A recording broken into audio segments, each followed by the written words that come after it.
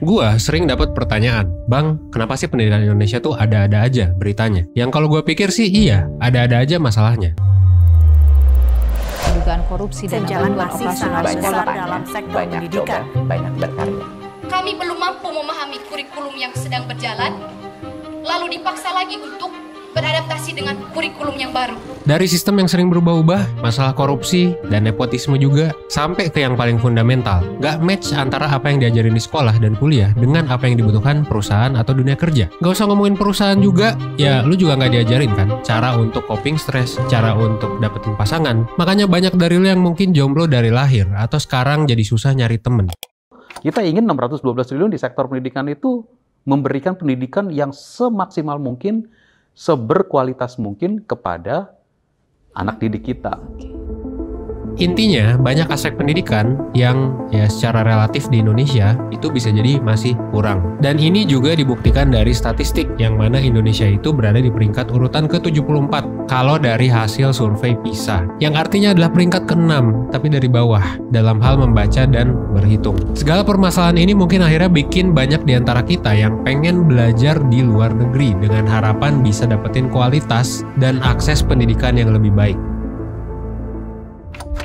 Tapi pertanyaannya, apakah belajar di luar negeri itu bisa jadi solusi? Apakah worth it kita jauh-jauh ke luar negeri dan mungkin harus ngeluarin duit ratusan juta sampai miliaran buat belajar? Karena ingat, bukan cuma ngomongin biaya kuliah, tapi juga biaya hidup. Well, di Satu Insight kali ini, yang of course kita partneran juga sama Elsa, gue bakalan banyak ngobrol soal jawabannya. Gue juga bakal wawancara penerima beasiswa luar negeri buat tahu secara real jawabannya karena gue kuliahnya di Indo. Mereka juga bakal ngasih tahu tips dan trik untuk lo yang tertarik belajar.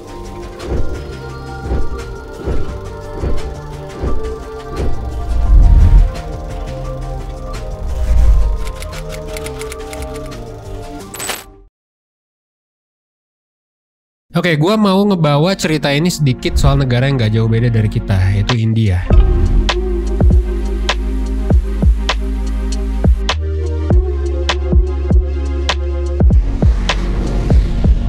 Gue pernah bahas di video ini beberapa bulan soal rahasia besar kesuksesan orang India dan kenapa mereka bisa sesukses sekarang. Kalau misalnya lo nggak tahu, banyak banget orang India yang tinggal di Amerika punya posisi tinggi di startup dunia, bahkan jadi CEO. 60 dari 500 CEO perusahaan terkenal tuh dari India atau adalah keturunan ya blasteran India. Mereka bahkan bisa lebih sukses dan punya pendapatan lebih banyak dari warlock alias warga lokal Amerika Serikat. Pertanyaannya, kenapa orang India bisa seperti itu? Ya jawabannya adalah karena banyak orang India yang belajar di luar negeri, terutama di Amerika Serikat. Bahkan bisa dibilang India adalah negara yang paling banyak mengekspor mahasiswa dan anak muda ke Amerika Serikat buat belajar. Banyak negara yang mungkin bisa dibilang awalnya berkembang, sekarang jadi negara maju, itu melakukan itu juga. Kayak misalnya selain di India, tapi juga ada Tiongkok. Jadi di tahun 1990-an, Tiongkok atau China itu ngirim banyak banget warga mereka buat belajar ke luar negeri, terutama ke US. Tapi mereka nggak balik lagi ke Tiongkok. Emang ya didesain untuk menetap di sana, bekerja di sana, berkeluarga di sana, dan memang jadi sukses di negara orang. Jadi kita bisa ngambil kesimpulan kalau sebenarnya worth it ya buat sebuah negara untuk ngirim anak bangsanya buat belajar ke luar negeri. Kenapa? Karena kita lihatlah India dan China. Pendidikan luar negeri itu bisa ngubah mindset dan kompetensi mereka, dan ini jadi salah satu cara biar mereka jadi lebih sukses dan akhirnya bikin bangga negara asal. Jadinya pada akhirnya memang agenda nasionalisme lagi, tapi dengan cara yang mungkin berbeda dengan yang dilakukan oleh anggapan masyarakat Indonesia. Dan mungkin ini bisa jadi salah satu alasan kenapa Indonesia belum semaju itu, karena kita nggak punya banyak banget anak bangsa yang belajar di luar negeri. Kalau misalnya dibandingin sama Tiongkok dan India yang angkanya di atas 300.000 mahasiswa per negara, Indonesia tuh cuma punya 50.000 mahasiswa yang saat ini belajar di luar negeri. Itu kalah jauh banget. Ngirim warga negara belajar di luar negeri juga punya banyak banget keuntungan di negeri masing-masing. Dan ini jadi investasi besar buat pembangunan. Tapi, apakah worth it buat kita buat terbang puluhan ribu kilometer demi belajar doang? Nah ini gue masuk ke perspektif lu yang mungkin mau belajar di luar negeri. Bukankah banyak juga orang Indonesia yang sukses dengan belajar di Indonesia? Ya gue juga belajar di Indonesia. Sukses enggak juga sih. Tapi banyak juga yang sukses. Nah kita bakal ngebahas worth it gak buat kita sebagai pelajar. Kalau ditanya worth it atau enggak, buat kita sebenarnya jawabannya adalah ya worth it lah gitu. Tapi again, ini tuh tergantung. Gue yakin tiap orang yang belajar ke luar negeri itu ada alasannya masing-masing. Lo bisa dengerin wawancara dari Kak Hana yang sedang belajar di Columbia University. Dia adalah salah satu temen staff gue ketika gue bareng di BEM yang bakal berbagi pengalamannya belajar di luar negeri. Hai guys, nama aku Hana. Saat ini sedang kuliah di Teachers College Columbia University di jurusan Curriculum and Teaching dengan beasiswa LPDP. Salam kenal.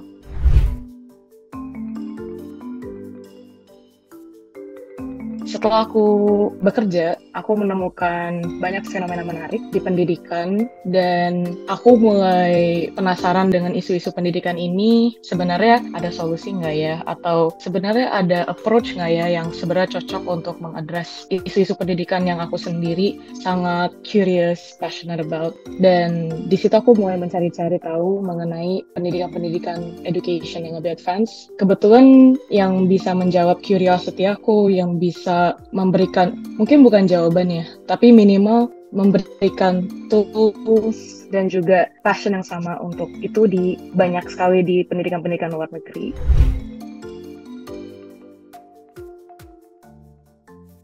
Yang paling obvious bahasa, karena gue di Amerika full berbahasa Inggris. Kemudian yang kedua, the relationship with the professors, kayak budaya, kultur di dalam universitasnya, bagaimana kita berdialog dengan profesor di kelas, bagaimana kita berdialog dengan mereka di office hours, itu beda sih vibes-nya dengan ketika kuliah di dalam negeri. Gue di-treat sebagai equal. Apa yang gue share, pendapat-pendapat gue terkait pengalaman-pengalaman gue itu sangat valid, dan profesor-profesor di sana itu sangat menghargai ketika kita reach out ke mereka dan kita bisa suddenly have coffee with them. Kayak relationship-nya tuh dinamis banget sama profesornya.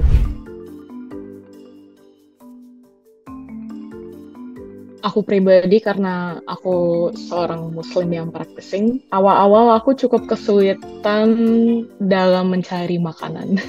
Opsi makanan aku yang bisa aku makan dan minum jadi sangat terbatas di sini. Tempat ibadah juga cukup kesulitan untuk mencari tempat proper untuk ibadah. For a number of reasons, kayak mungkin teman-teman juga tahu ya, kayak di sini nggak ada bidet, nggak ada shower di toilet.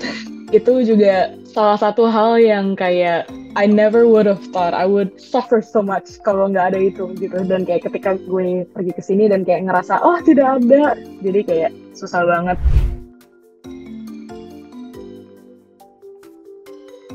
The first thing yang teman-teman perlu catat adalah pelajari bahasa mayoritas yang digunakan dan juga prasyarat untuk kuliah luar negeri tersebut. Karena gue di Amerika, berarti hal pertama yang akan gue siapin adalah either melalui tes TOEFL ataupun IELTS. Apalagi untuk teman-teman yang pemula atau fluency levelnya masih belum terlalu fluent, this will take quite some time. Apalagi for active skills kayak speaking and also writing yang sangat heavy tuntutannya di universitas pastinya untuk studi-studi lanjutan, this is very important. Step kedua itu adalah teman-teman mencari tahu secara spesifik universitas yang teman-teman tuju. Juga teman-teman harus mulai menyiapkan essay. Jadi kalau untuk melanjutkan studi S2, terutama karena pengalaman gue di S2, itu adalah biasanya mereka minta statement of purpose or like your statement essay. Dan di situ biasanya mereka menanyakan motivasi dan visi misi teman-teman, kenapa teman-teman ingin melanjutkan S2. Dan I feel like persiapan dana itu juga sesuatu yang penting banget sih.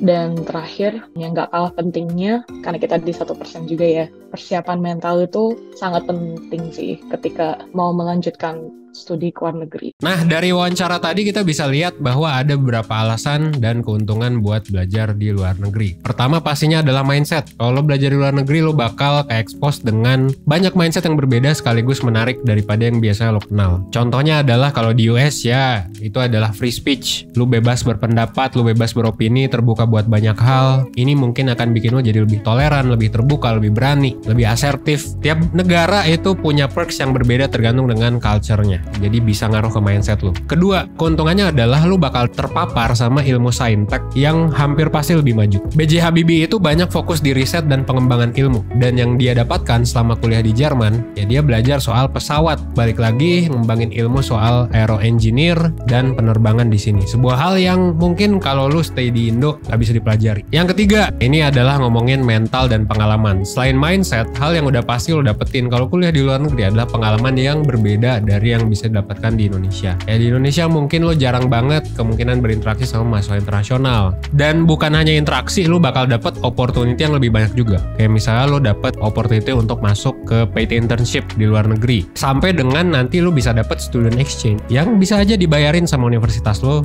dan juga pengalaman konferensi internasional yang semua dibayarin sama fakultas. Di Indonesia memang ada, tapi ada juga kan negara-negara yang risetnya lebih oke, lebih banyak maksudnya lebih oke tuh daripada kita secara konferensi. Semuanya bisa lo achieve lah, nggak usah terbatas sama hal apapun. Sekarang jatuhnya akses jadi lebih gampang sih. Dan yang terakhir adalah mental sih. Lagi-lagi masalah mental yang makin kuat juga, karena jujur lo bakal jadi sendiri, lo bakal jadi minoritas, lo mungkin bakal kena isu rasisme, lo mungkin bakal kesepian, lo mungkin bakal homesick, lo mungkin bakal makan makanan yang hambar dan lo nggak suka. Tapi itu semua ya demi mengasah mental lo, mengasah resiliensi lo, supaya nanti ketika lo dapat masalah yang lebih besar, lo bisa menangani itu. Meskipun ya ada beberapa kontranya juga, kayak misalnya ya belum tentu semua ilmu yang pelajari di sana bisa lo terapin di sini. Contohnya kalau ada temen gue yang ngambil bioengineering di salah satu univ yang cukup oke, bahkan paling oke di Amerika Serikat, ketika balik ke Indonesia bingung kerjanya di mana, belum ada kerjaan yang bisa menerima dia. Dan yang kedua masalah budaya. Jadi nggak semua hal yang lo pelajari di luar negeri atau yang lo lihat kebiasaan di luar negeri itu bisa diterapin di Indonesia, maupun sebaliknya. Orang Amerika Serikat kan misalnya punya budayanya sendiri, beda sama orang Indonesia. Beda juga penerapannya. Kayak belajar ilmu psikologi juga beda juga. Kalau di sini mungkin orangnya nggak enakan harus ditanya terus. Kalau di sana ya beda. Jadi susah untuk diterapkan mentah-mentah. Tapi ya at the end of the day ya pada akhirnya kembali ke diri lo sendiri. Kalau memang lo mau jadi seorang yang sukses, lo perlu go extra miles. Dimanapun pasti ada plus minus. Ya of course nanti tipsnya ketika lo kuliah di luar negeri adalah bergaul sama banyak orang, gak cuma sama orang Indonesia atau sama orang luar.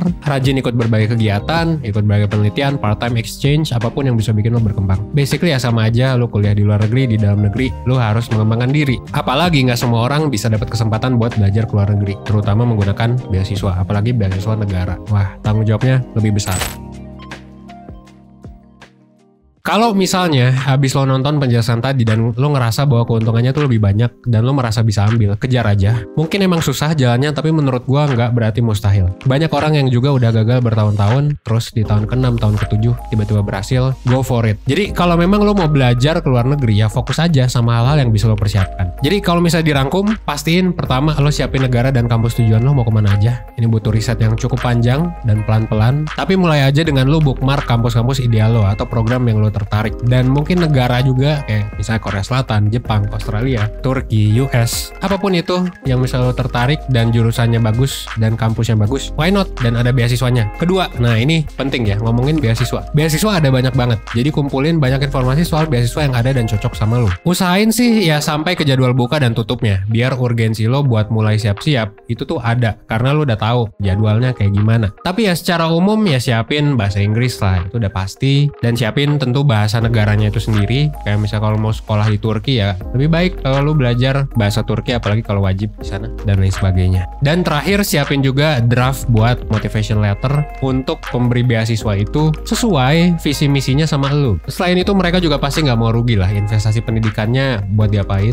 Jadi esai itu harusnya menggambarkan motivasi real yang lu mau lakuin. Dan yang terakhir, nah ini menurut gua yang paling penting adalah penguasaan bahasa, terutama bahasa Inggris. Penguasaan bahasa ini jadi modal awal biar lo bisa keluar negeri kemanapun ya, pakai bahasa internasional of course. Mau kerja, mau sekolah, mau ngapain, itu lo harus menguasai bahasa asing. Banyak juga seleksi kampus meskipun mereka nggak pakai bahasa itu, tapi mereka menyarankan untuk pakai TOEFL atau IELTS. Dan juga seleksinya itu ya wawancaranya berbahasa Inggris dari awal sampai akhir. Nah contoh LPDP untuk master ke luar negeri itu kisarannya ada di 6,5 skornya, dan kalau buat doktoral itu 7. Jadi lo cek aja nilai IELTS yang memang dibutuhkan. Jangan lupa untuk rajin dicek cek, siapa tahu diupdate jadi lebih tinggi. Bukan hanya penguasaan bahasa Inggris, tapi juga lu harus pede juga. Gue pribadi termasuk orang yang gak pede, makanya gue belajar terus sampai sekarang. Tapi gue ada solusinya. Yang bisa lu lakuin adalah lu bisa menggunakan aplikasi. Gue saranin lu bisa pakai yang namanya Elsa Speak. Elsa Speak adalah aplikasi yang bisa ngebantu lo ngomong bahasa Inggris berbasis AI dan speech recognition. Sekarang mereka juga punya fitur yang ngebantu lo buat latihan speaking IELTS biar bisa dapet target skor yang lo mau. Contohnya misal lo mau targetnya 6, 7. Nah ini ada band score yang bisa lo akses. Contohnya di 6,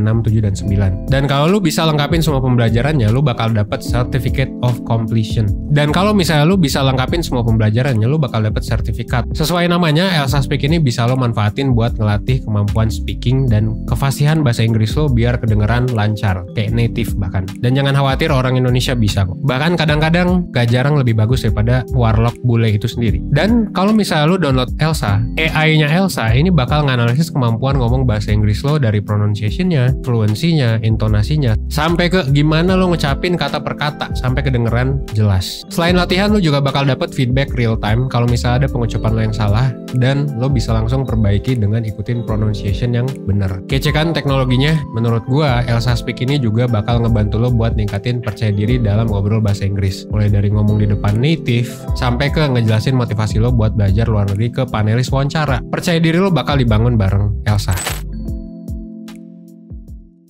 Akhir kata, sebenarnya kuliah di luar negeri itu worth it gak sih? Ya jawabannya adalah worth it lah. Of course, tapi ini berbeda-beda buat tiap orang, tergantung tujuan dan apa yang mau lo lakuin. Lo mau belajar? Bisa. Mau establish connection yang lebih oke? Bisa. Mau ngebangun startup nanti pas balik ke Indonesia? Bisa. Atau mau stay di negara sana? Nggak masalah gitu. Selama lo tidak melawan hukum, ya it's okay. Silakan, kalau memang lo sanggup, gaskeun. Apalagi kalau bisa persiapannya mulai dari sekarang, karena kompetisinya cukup ketat dan banyak orang yang belajar udah mulai dari bertahun-tahun. Silakan ya, bisa mulai belajar bahasa Inggris bareng Elsa Speak. Akhir kata, gue Evanes 10%, well, thanks.